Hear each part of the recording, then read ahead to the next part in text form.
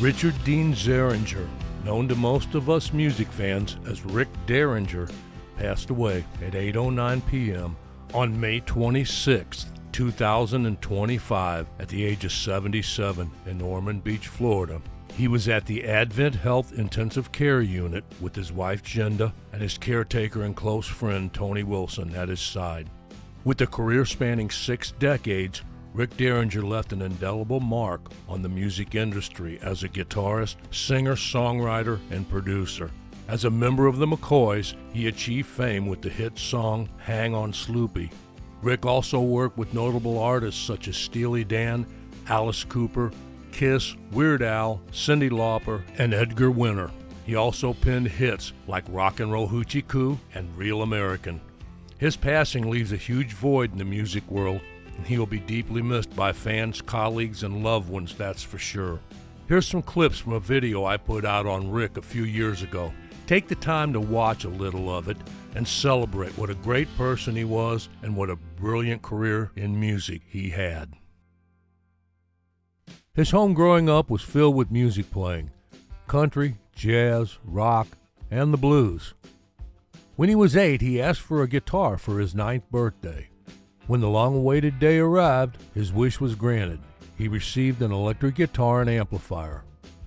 By the time he was 10 years old, he was learning to layer tracks together of his playing with an old tape recorder. And by the time he was into his teens, he had a brilliant musical mind. Not just for playing guitar, but how music was arranged and put together. It was just the first tiny steps he took on the road to becoming a great rock and roll guitarist, vocalist, and award-winning producer. Rick had a younger brother, Randy, and they put a band together in 1962, both of them just into their teens.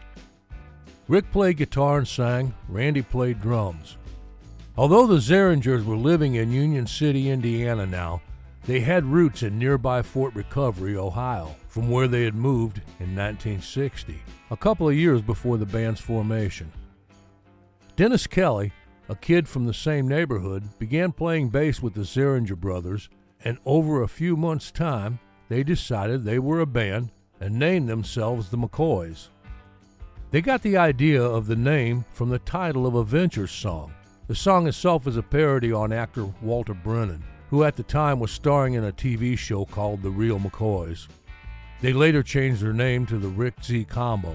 Sometime in 1963, they played a show in Greenville, Ohio, and ended up meeting Greenville resident Ronnie Brandon. The group was looking to add another musician. Ronnie played keyboards, so he joined playing piano and organ. During 1964, the band played a lot in the general area between Union City and Southwest Ohio down to Cincinnati. Sometime during that year, they went to Magnetic Studios in Columbus and recorded a 45 of 2 original songs, I Know That I Love You and What Can I Do. The band at the time was called Rick and the Raiders.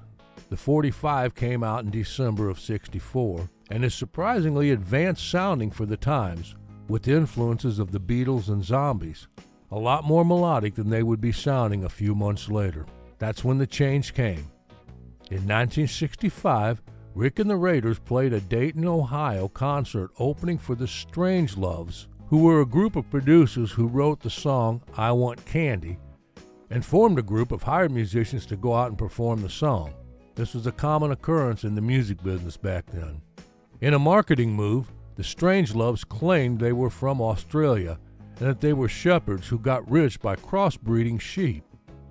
Now, as the story goes, Rick and the Raiders were opening a show for this group, the Strangeloves, and at that show was the producers who wrote and recorded the song, probably checking up on their money-making puppets. The Strangelove producers planned to record the song My Girl Sloopy as a follow-up to their hit I Want Candy, and had the band of musicians performing it on their tour. Another group, the Dave Clark Five, who had played some gigs with the Strangeloves, heard them doing the song, realizing it could be a big hit. Dave Clark taped the Strangeloves performing the song and planned to record it with his group when they got back to England. So the Strangeloves was in a tough spot because the song I Want Candy was still climbing the charts, and they didn't want to release another single until it was on its way down.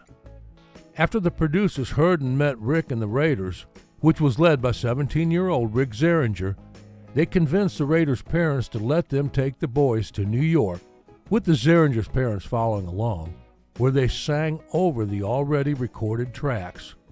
Rick said, "They gave us a small record player and a copy of the musical tracks and told us exactly what they wanted us to sing. Well, we went out to the park for a few days, practiced singing it, and put the vocals on. They jumped up and down in the control room and yelled, 'Number one.' And a few weeks later, it was, for the band now named, for a second time, the McCoys." As the story goes, it was said that Rick was actually the one who suggested they change the name of the song from My Girl Sloopy to Hang On Sloopy. In December of 1967, the label Bang Records, to which the McCoys were signed, went belly up and lost its stars, which at the time were Neil Diamond and Van Morrison. So the McCoys followed them out the door and ended up on Mercury Records. Freed from this hit-making mentality of the production company, the group relocated to New York City and developed a more progressive rock sound. They made 2 LPs for Mercury Records. The first was Infinite McCoys and was released in July of 1968. In 1969, a second LP called Human Ball was released. Both LPs sold okay, but were not really successful. So what to do next? Rick did not want to go back and play bubblegum rock for a living.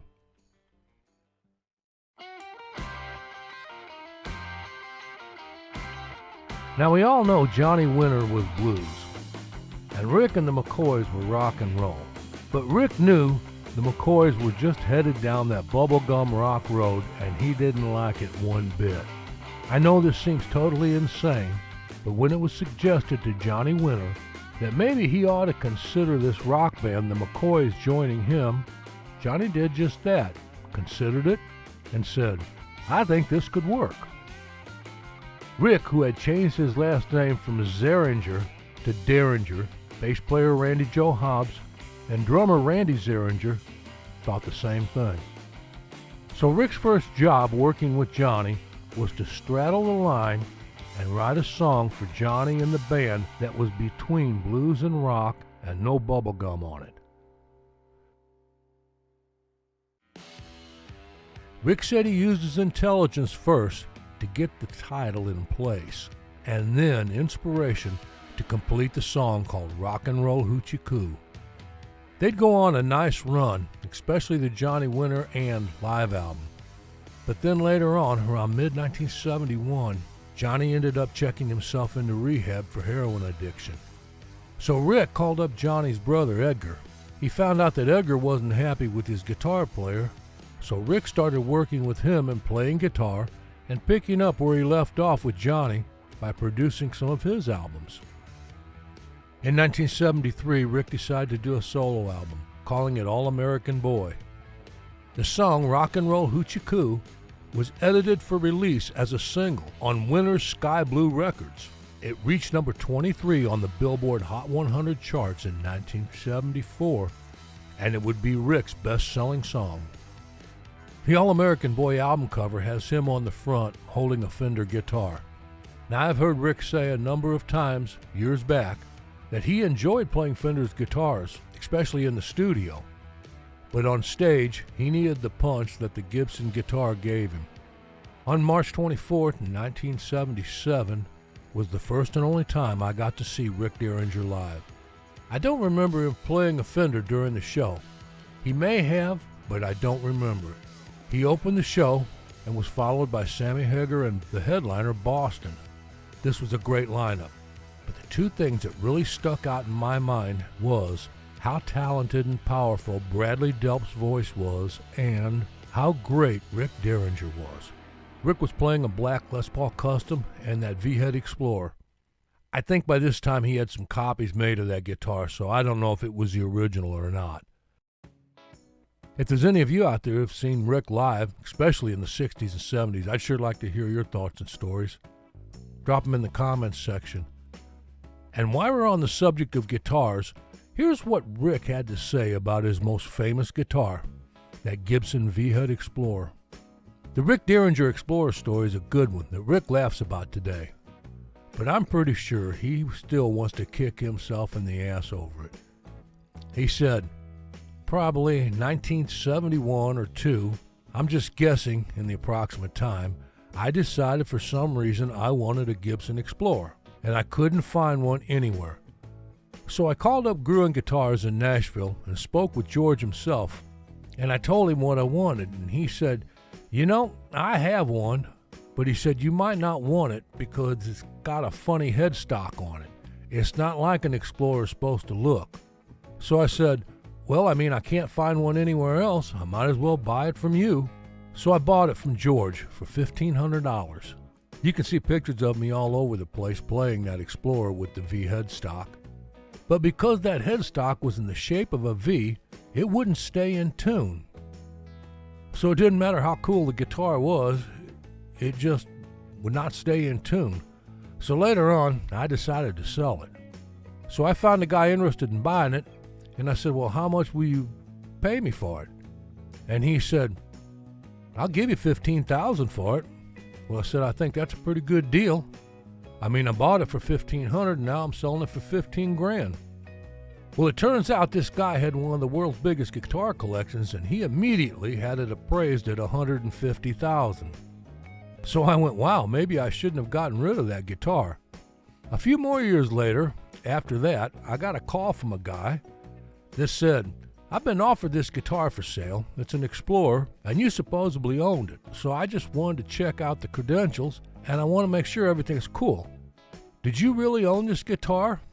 And I told him, yeah, it was mine. Knowing that it was last appraised at $150,000, now I said, do you mind me asking how much you're supposed to pay for this?